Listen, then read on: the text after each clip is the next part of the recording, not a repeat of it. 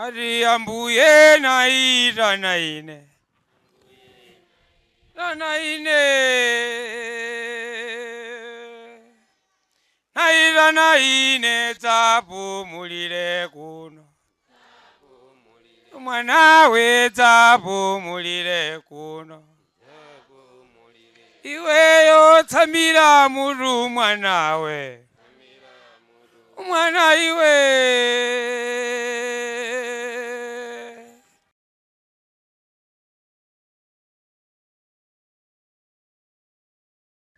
Tikulandireni pa programu yatunso ya tsiku la lero. Monga mmene tamvera kuti programu imene yamatipatsira ndi Lilongwe School of Biblical Studies mogwirizana ndi mipingo yonse ya Khristu. Komanso tidziwere pa programu imene mukuzoyipezanso pa tsamba lathu la pa YouTube. Mungoyang'ana Lilongwe School of Biblical Studies muzatopeza phunziro limene limonso maphunziro ena. Komanso mukuzoyang'ananso pa website yathu ngoyang'ana www.lsobs.com.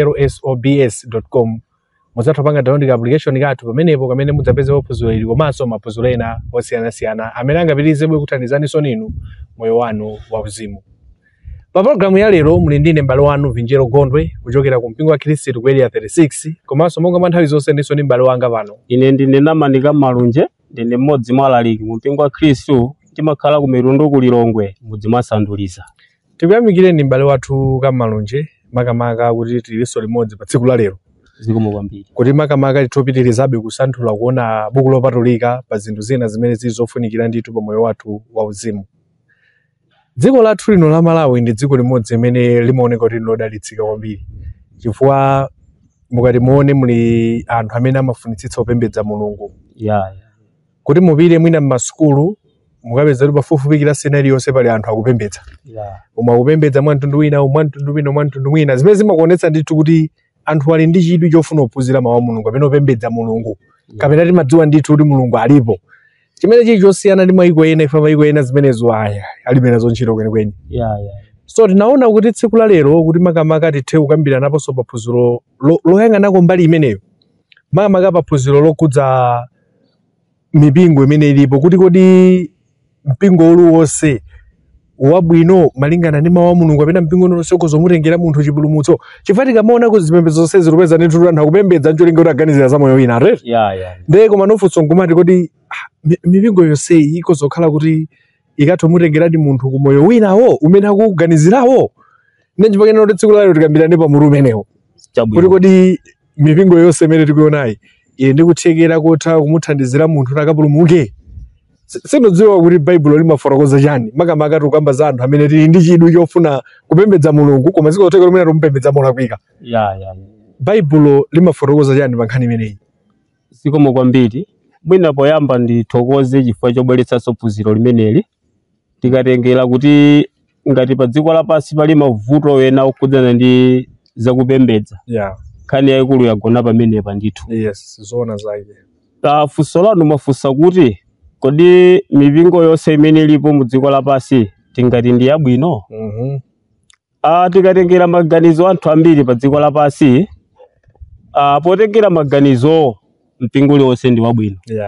Potengera maganizo. Ngakhale kuti mwina akamatchula samachitulunjikitsa pa maonena kuti mpingo uliwonse ndi wabwino, komabe amatchulabe mawu omwewo koma mu njira ina. Nthawi zina ukamamva maganizo awo amanena ndithu kuti uliwonse ndi mpingo. Tsono ngati anthu anena kuti uliwonse ndi mpingo ndiye kuti alubwerabe pa fundo yomweyo kuti amakhulupirira mpingo uliwonse ndi wabwino. Sikuti pamene pakamalankhula alibe fundo zake zimene amachilikiza maganizo amenewa. Pali fundo zimene ali nazo zolimbikitsa maganizo kuti mpingo uliwonse ndi wabwino. Mwachitsanzo anthu ambiri amakhulupirira kuti mpingo ulibe ntchito pa chipulumutso cha munthu. Ngakhale munthu utalowa mpingo wina kaulowa mpingo uwu zilibe kanthu kuti mwasiyana chikhulupiriro. Koma chachikulu kuti iwe pamene uli mu mpingo ukakhala kuti ndiwe munthu woyera mtima. Amaphunzitsa ndi kumanena kuti zili ngati mmene anthu amakwerera phiri. Nthawi zina phiri wina kuzulikwerera ali kummawa, wina kuzulikwerera ali kumadzulo, wina kumwera, wina kumpoto. Koma ngati aliyense wayesetsa pokwera onsewo akapeza kuti akumana pamwambapo pa phiripo. Madutsa kuti aine nalikwelerawo ndiye onse akakumana. Ndiye amati chimodzimodzi anthu akamalowa m'mipingo wina akalowa mpingowu wina alowa mpingowu koma aliyense amene walowa m'mipingoyo akakachita zinthu zabwino ndiye kuti onse akakumana kwa Mulungu. Chikhulupiriro chimenechi nchimene chakhazikika m'maganizo mwa anthu. Nthawi zina ukhoza kufunsa kuti kodi zimenezi nzoti zili ndi vesi lake m'Baibulo? Ndiye amene m'Baibulo tumuli ngati m'nkhalango.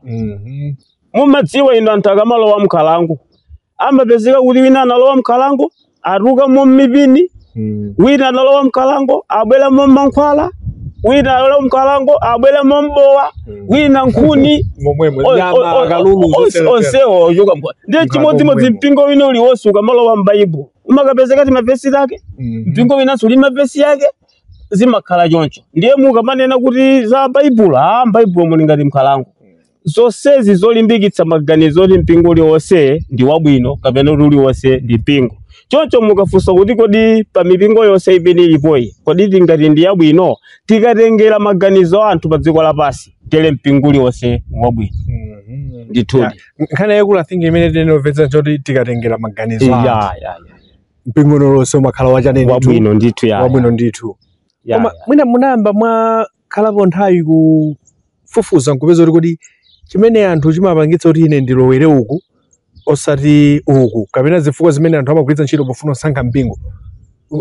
Mwina munazimvapo munazionapo kuti anthu mutazena amagwiritsa zifukwa ziti poona kuti tsena tikufunsafunsa chifukwa choti tukamba tikukhala mu dziko limene mipingo ndiye yambiri yoti kuti tichule pano mwina zonse tingaichule yonse yambiri kwambiri yoti sungaite. Koma pali zifukwa zimene anthu mwina amaziganizira kuti ine nkalowe mpingo osati uwu pa zifukwa zanji zikomo kwambiri. Tikawerenga mbuku la mbiri ya mpingo imafotokozera zifukwa zosiyana-siyana zimene anthu ayambitsa mipingo imene ilipoyi adayambitsira.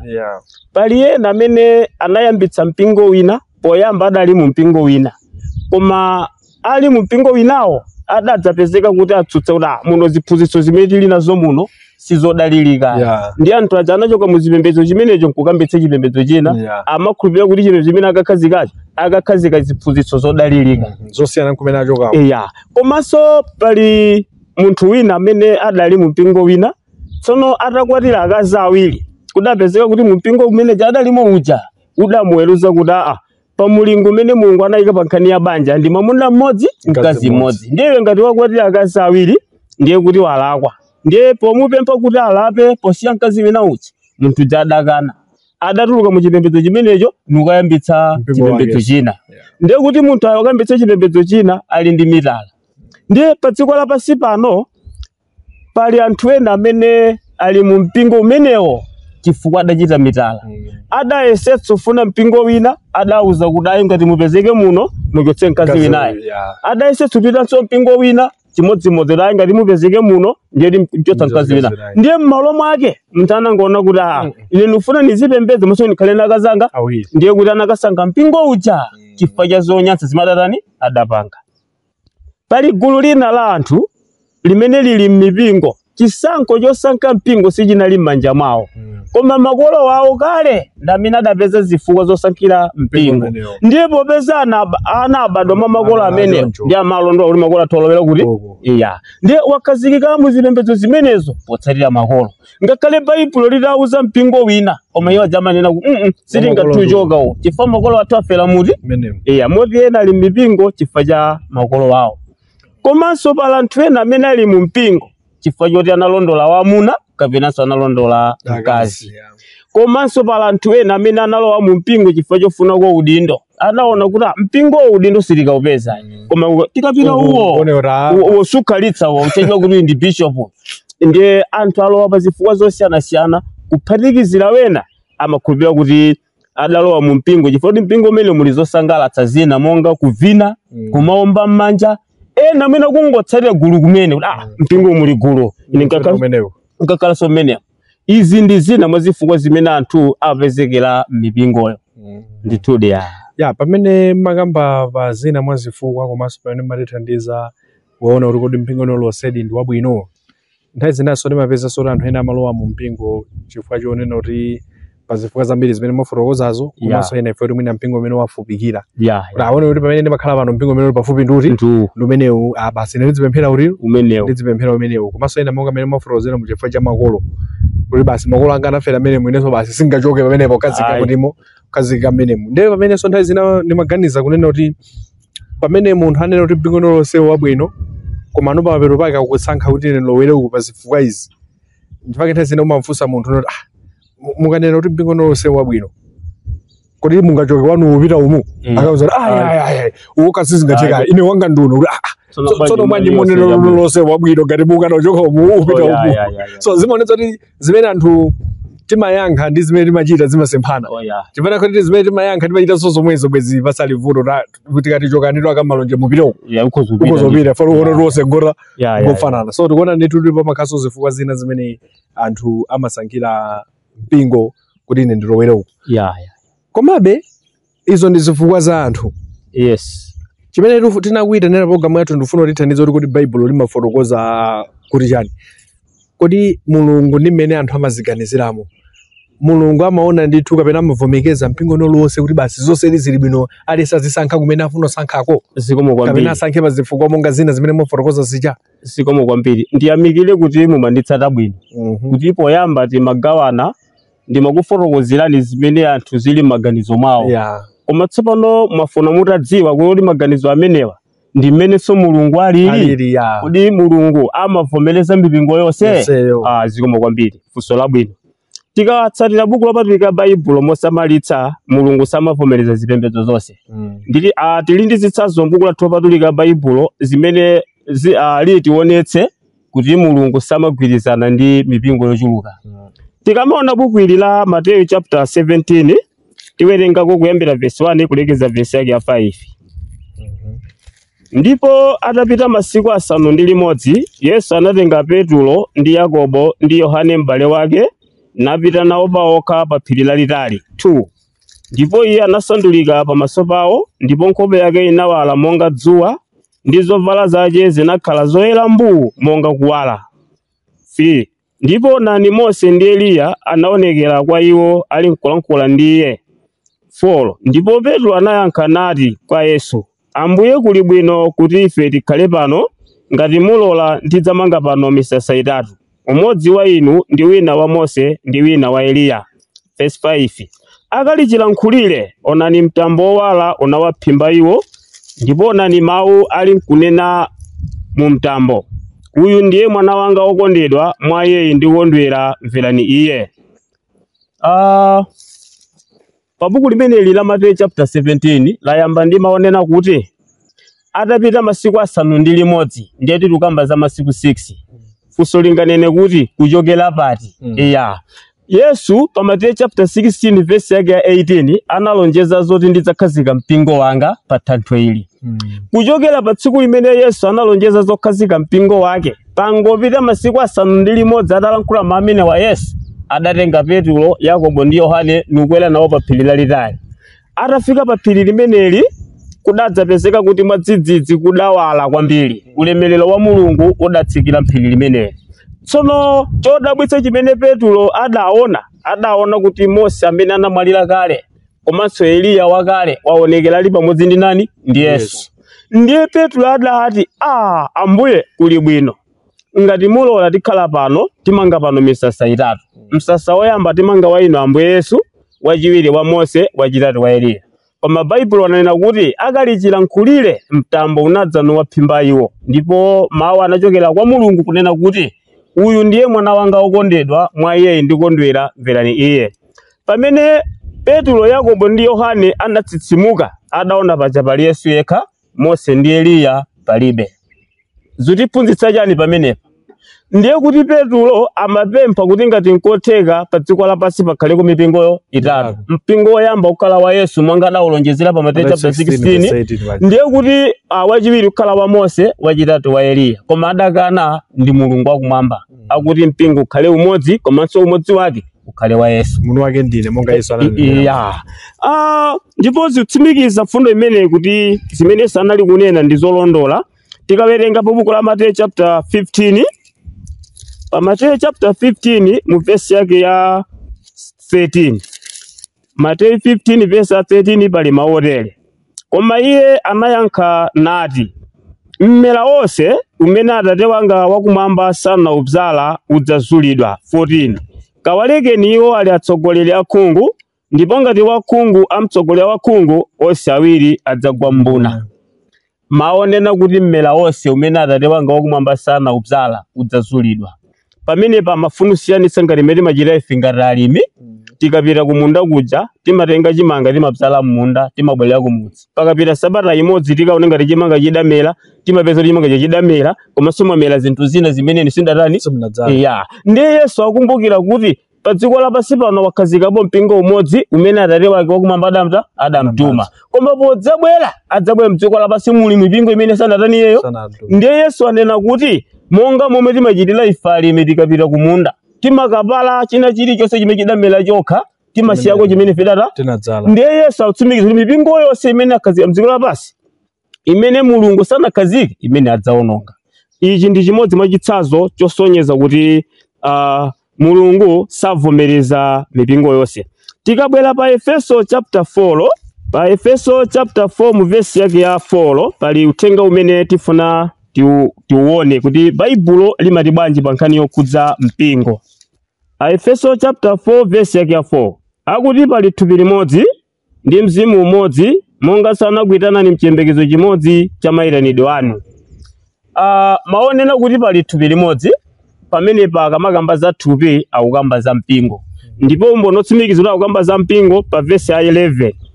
Ndipo iye anapatsa ena akhala atumwi, ndi ena aneneri, ndi ena alaliki, ndi ena abusa, ndi ena aphunzitsi, kuti akozere oyera mtima ku ntchito ya utumiki kumangirira thupi la Khristu. Maudindo yawo adawayika mu mpingo kuti amangire thupi la Khristu. Zimene zikutsimikiza kuti kamati thupi la Khristu tukamba zachani za mpingo. Ndiye Paulo anena kuti pali mpingo ungati umodzi ovomerezeka ndi Mulungu.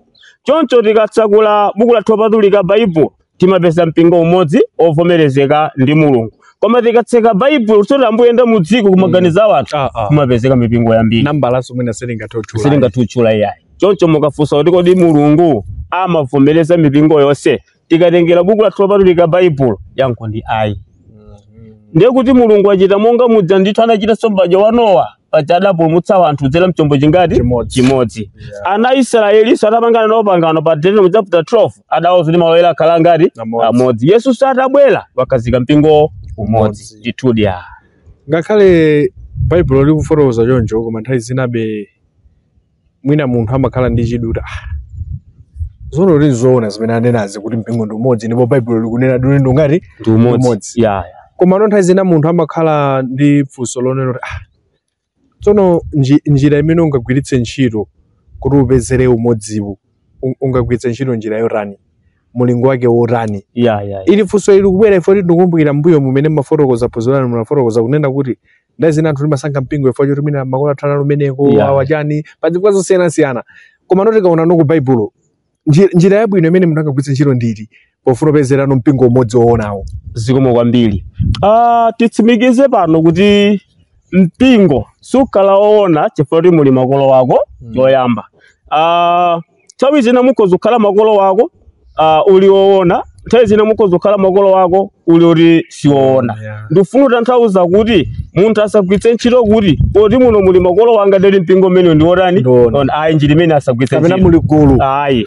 Paulo anali mu chipembedzo cha makolo wake. Tikamerenga pa Galatia chapter 1 kuyambira verse yake ya 14 yekha amafotokozera kuti ndinali namba 1 pa chitumikiro makamaka pa miyambo ya makolo wanga.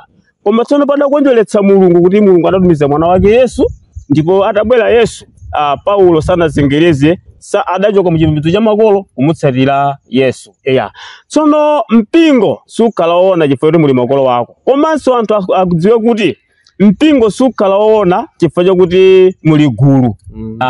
Nthawi zina mukamayang'ana gulu kuti ndiye mpingo woona mmene pa dziko lapansi pano lilili mukapita mayiko wena mukapeza kuti gulu lambiri limalowa chipembedzo china. Koma muchoke dera limene mupitenso dera lina la dziko lapansi mukapeza kuti anthu ambiri amalowa chipembedzo china. Ndiye kuti ngati wakha kuti uyang'ana gulu poyang'ana chipembedzo choona ndiye ukapita kwiti kuno mpingo woona ndu ukapitanso koma woona ndu ndipo uyang'ana gulu. Tsono mulingo opezera mpingo woona suyang'ana gulu ayi. Nchifukwa Yesu chamanena kuti samalani chifukwa anthu ambiri akudutsa munjira yotakata imene ipita kokawonongeka. Koma funso lanu lakuti anthu atani makamaka pofuna kuti apeze mpingo ona. Tikamaona buku la Machitidwe chapter 17 mu verse yake ya 11. Machitidwe mu 17 verse yake ya 11 patipatsapo chithunzithunzi ichi. Amenewa anali mfulu koposa a Mtesalonika, popeza analandira mawu ndi kufunitsa kwa mtima wonse, nasanthula m'malembo masiku onse ngati zinthu zinali zotero. Paulo anayamikira anthu a ku Bereya.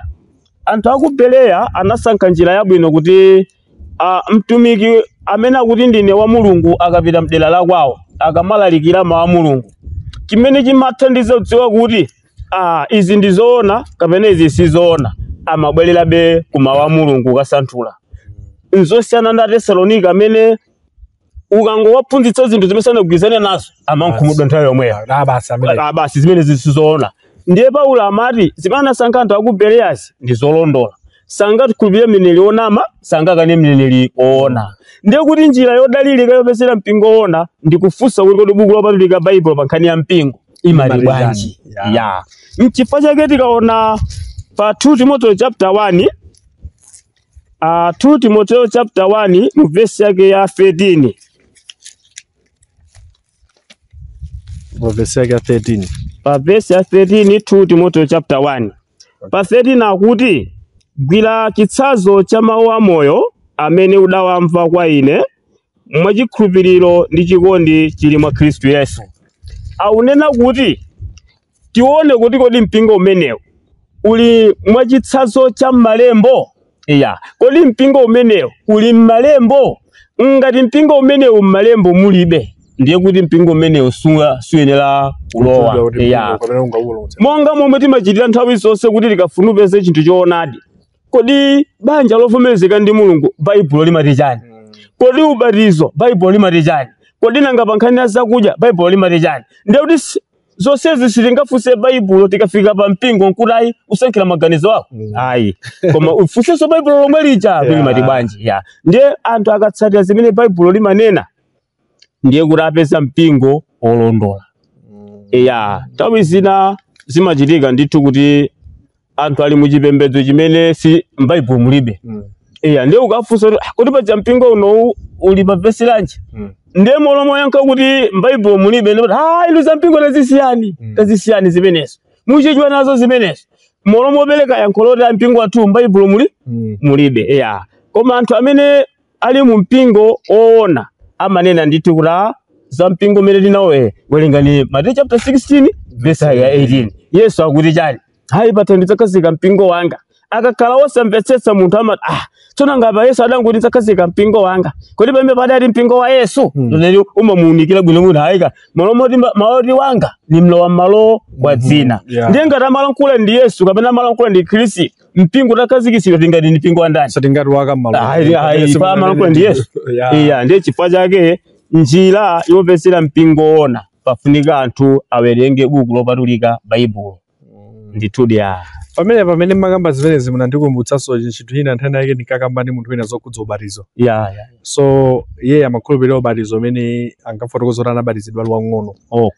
Ndi anangomuwuza makolo ake kuti iwe unabatizika liwe. Iwe tisadandaule zonse tinakonza kale. Ndiye changati ndakavuza nkhani ubatizo kodi ndiye kuti ubatizo umene ndimati bwanji ndinata kuti titengere zimene yoganiza zimene ruganiza tikozosiyana maganizo. Koma ndibwereni mu Baibulo kuti Baibulo limati chani. Ndabwera mu Baibulo nabwera buku la Mateyu chapter chake cha 3 pamene Yesu anatipatsa chitsanzo cha ubatizo wa madzi ambiri. Tikaonanso buku la Machitidwe chapter 2 verse yake 37 matsika Mose muchitetezo anthu anataniso anabatizikanso. Ku 1 Peter chapter 3 verse yake 20 maruzo limene imatipulumutsanso ife masiku ano liyani ndi ubatizo. Pa Marko chapter 16 verse 15 mpaka verse yake 16 akukambanso za ubatizo umene umatipulumutsa. Koma tsopano ndamufotokozera kuti mukati muone kuti Yesu anatipatsa chitsanzo cha ubatizo otani. Tipeza kuti ndi ubatizo wa madzi ambiri. Yesu analowa madzi ndi kutuluka. Ndiye nabwera nokwa iye kuti iwe unabatizidwa ubatizo otani? Iye amanena kuti akuti ananditera. Sena ngati wang'ono kupita chiro mauti akuti. Ndikuti anangozidwa. Anakhala ngati wadambatiza ali mtulo. Ukambatiza ali mwana ndiye kuti chimodzimodzi umbatiza ali mtulo. Amachituza inu nimabatiza usiku. Ubatizo sili choncho. So tinamufotokozera Baibulo kena kuonza Baibulo nafunza zona rizona ndiziti zimenezi. Chifukwa chake ndi chani? zimene mukambazo kuti ngati munthu sugwiritsa ntchito baibulo pofuna kupeza zinthu zoona uli pa chiopsezo ogwiritsa ntchito zinthu zolakwika. Ndithudi. Pamene tikupita kumapeto kwathu kwa program imeneyi, pamene makamba za mpingo ona makamba za kuti munthu agwiritsa ntchito baibulo, mukhoza kutipatsako chithunzithunzi tsopano popeza nkhani yakulu ndiye chipulumutso. Kupembedza kumene mapembedza anthu chipulumutso ndi kufuna chipulumutso. Mukhoza kutithandiziraso kuti baibulo limapatsako chithunzithunzi chotani chokhudza anthu amene adzapulumuke kuti ndi ati kwenikweni mamaka pa chipembedzo pamenepa. Zikomo kwambiri. Tifuna kuti tikamapita pamene mutitsindike ndithu fundo imeneyi. Zikomo kwambiri. Poyamba tidziwe kuti anthu kuti atikapulumutsidwe ndi nkhani yoti tichite chifuniro cha Mulungu. Pamene tinali nawo maganizo onena kuti mpingo nuli wonse. Ndiye tsopano awa anali maganizo athu. Koma tsopano maganizo athu sindiwo amene tikapulumuke nawo. Koma tikachita chifuniro cha Mulungu. Tsono pokhala tikachita chifuniro cha Mulungu ndimene tikapulumutsidwe. Ndiye tsono taona kuti chifuniro cha Mulungu nchiyani. Mulungu chifuniro cha Mulungu sichili mu mipingo yambiri. Chifuniro cha Mulungu chili mu mpingo ngati umodzi. Ndiye kuti ngati munthu anali maganizo ofuna kukhala mu chipembedzo china chimene sichili chimene Mulungu anatilamulira. Ndiye kuti ngati munthu afuna kuchita chifuniro cha Mulungu ndiye kuti achoka ku chipembedzo icho alowa mu mpingo woonawo. Ngati mene zidachitikira pa Mateyu chapter 2 paja. Kuti anthu amachoka mu chipembedzo cha Chiyuda anazindikira kuti lero tiyenera kulowa mu mpingo wa ndani? Wa Yesu. Ndiye anthu anachoka mu mpingo wa Chiyuda mulowa mu mpingo wa Khristu. Ndiye kuti pa nkhani yokhudzana ndi mpingo anthu adziwe kuti chifuniro cha Mulungu sichili ku mipingo yonse. Pa Mateyu 7 mu verse yake ya 21. Buku limeneli la Mateyu chapter 7 mu verse yake ya 21 akulankhula motere. Akuti siyense wakunena kwa ine Ambuye Ambuye adzalowa mu ufumu wakumwamba, koma wakuchitayo chifuniro cha Atate wanga wakumwamba. Ngati munthu achite chifuniro cha Atate wathu wakumwamba amene ali Yehova Mulungu, amene ndi amene akatani akapulumuke. Ndiye chifuniro china chimene Atate akufuna, afuna ife tonse tikapezeke mu mpingo wa ndani? Wa Khristu. Nchifake pa Yohane 10:16 Yesu adatsindika kuti nkhosa zina zilipo ndithu, koma pakadali pano sizili mu khola ili. Koma cholinga changa ndifuna nkatenge zonsezo zitamva mawu anga, ndifuna zakhale gulu limodzi m'busa mmodzi. Ndiye cholinga cha Mulungu pamodzi ndi mwana wake Yesu kuti mpingo ukhale ungati umodzi. Zonse zikhale khola limodzi. Zonse zikhale khola limodzi. Ndiye kuti aliyense ofuna kuchita chifuniro cha Mulungu ayinopezeka mu mpingo wa Khristu. Akakapezeka mu mpingo wa Khristu akadziwe chimene wabwerera muti mmene kuti abweruze chita chifuniro cha Mulungu. Ndiye china chilichonse chimene Atate anafuna kuti mpingo upembedze motere, mpingo upembedze motere, makhalidwe a munthu wopembedza mu mpingo wa Khristu ayini kukhala motere achite ziti zimene zichazo. Akatero telewa ndi amene akapulumutsidwe. Koma kunja kwa mpingo wa Ambuye ulibe chipulumutso ayi. Ngati mmene anzathu adali kunja kwa chombo cha m'bado wa Nowa sanapulumutsidwe ayi. Choncho mukafunsa kuti okapulumutsidwa akhoza kukhala ndani? Bible lino kuti ochita chifuniro cha Mulungu. Mawu akulu I think Bible imene ifotokoza mwawerenga pa Mateyu chapter 7 verse 21 komanso timaona buku la Luka chapter 6 verse 46. Nkhani yakulu ili pakuchita. Siyense amene amangonena Ambuye Ambuye akapeza chipulumutso. Fa ili ndi vuto limene ndilona ngati likula kwambiri pakati. Kungoganiza kuti ngati tili pano tukamba za Ambuye basi. Ali pati. Koma kuchita za Ambuye sikungochita, kumuchita za Ambuye ndi kuchita chifuniro chake osati kungolankhula. So pamene timaona ndithu kuti pali mipingo yambiri koma pali kuthekera kuonena kuti anthu ambiri sakapulumutsidwa. Chifukwa cha maganizo awo. Kusiya zimene Mulungu ananena, kusiya zimene Yesu ananena pa Mateyu chapter 16 verse 18 kuti patanthu ali dzakazika chani? Mpingo wanga. Pa buku la Roma chapter 16 verse 16 amatoza zimwezo kuti mpingo wake wandani? Mpingo wa Khristu. Ndiyo chinthu chofunikira kuti munthu achiganizire chimenecho kuti mpingo umene Yesu anakhazika ndi wandani ndithu? Ndi wa Khristu. Ndi wa Khristu umene tikupeza mu Bible. Ife tiyamikire kwambiri chifukwa chokhala nafe kutithandizira pa phunziro limene kuti anthu titodziwa chifuniro cha Mulungu. Pa programu ya lero munali ndine m'bale wanu Vinjero Gondwe kuchokera ku mpingo wa Khristu ku area 36 komanso mwa nthawi zonse nali ndi m'bale wanga pano. Ine ndine Namanika Malunje mmodzi mwa alaliki mu mpingo wa Khristu ndimakhala ku Mitundu ku Lilongwe mmodzi mwa Sanduliza. Kufikiranso nthawi ina Mulungu akudalitseni nonse. Amen. Ati Ambuye naita na ine